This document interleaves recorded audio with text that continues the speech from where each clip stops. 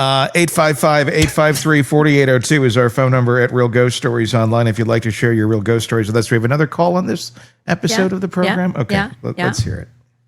Hi, guys. I've been doing a lot of research ever since I had this incident happen to me, and I've kind of just been looking for, I don't know, I guess like-minded people. I mean, nobody that I've really talked to about it believes me, or maybe doesn't believe me, but thinks that, let me just tell the story and I guess it'll make more sense. So about a year ago, I moved into an apartment with my boyfriend. We had lived together previously at his parents' house. We've been together for a long time, about 7 years, and we finally got our own place. So about 3 or 4 months ago, we had gotten into an argument, and he left and went over to his parents' house for the night, and they live very nearby. I mean, literally a block away from our apartment complex. So I was laying on the couch, and I was watching a movie, and kind of drifting off to sleep. I had been on the phone with my cousin, and, I was pretty relaxed, not really worrying about anything or anything like that. And I started having this overwhelming feeling that someone was in my house, in the back of my house. And just to kind of give you a little layout of my apartment, it's a 2-bedroom. It's like a pretty open floor plan. And the hallway is very narrow, and it would be pretty easy for a person to be in one of those bedrooms and for me to never, ever be aware of it. Normally my boyfriend would be home, so I wouldn't even think about it. And I kept thinking that I could hear the shuffling of feet on the carpet. And then I was like, that's ridiculous. I have the TV on. How could I hear it over that? So I turned the TV down and listened for a while, and there was nothing. So I just convinced myself that, I was just reaching out. I wasn't really used to being there alone. And then it was fine. So a few more minutes passed, and I'm watching TV, and I let out a laugh. I was watching a funny TV show, and I heard a cough. It was late at night. The floor and the building that I live on is mostly families or older people, so it's not allowed. I mean, people aren't throwing parties. You don't hear people really shuffling around after 11 o'clock at night. So it startled me, and I just had this overwhelming sense of panic. I've never really felt anything like it. I was sweating.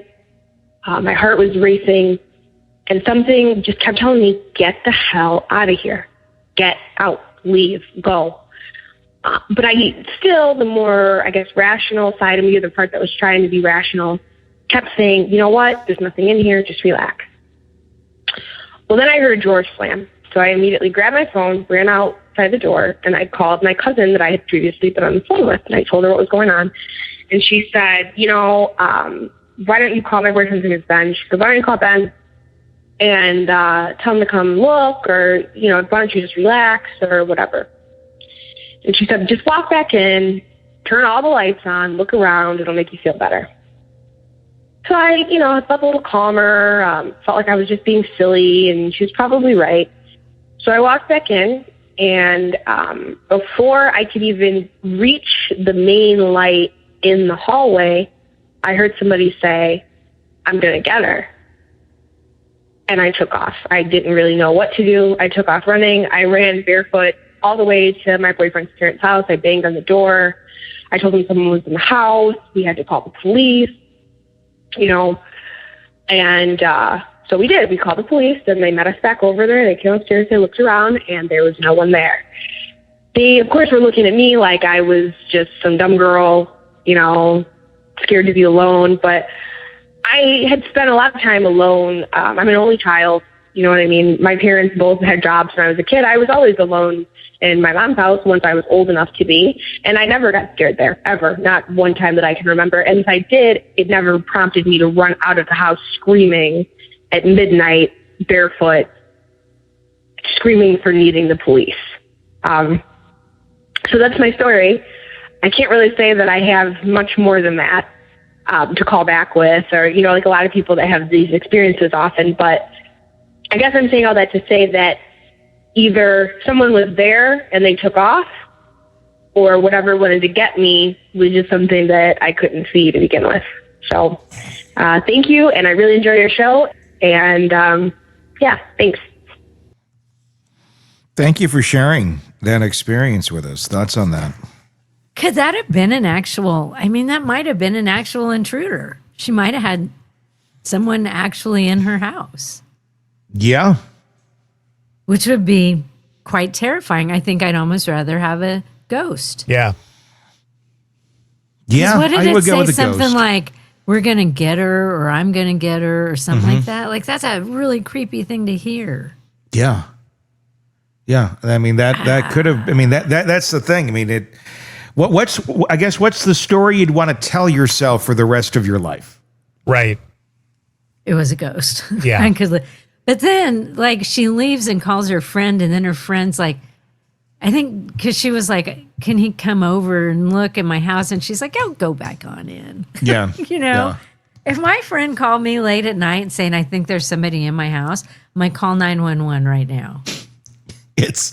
I mean, it's funny. I just did funny, not funny, but I just did a piece or a 5-piece thing on Hidden Killers. It's airing next week about BTK.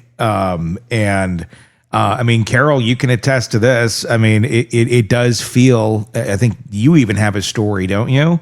I don't know. I mean, that's the thing. Everybody has, so many people, I should say everybody, so many people have an I don't know story. In Wichita. And the thing is, this guy was lurking around all over the place. It's not, they all have like really solid nuggets of credibility to them beyond just the person that's delivering it.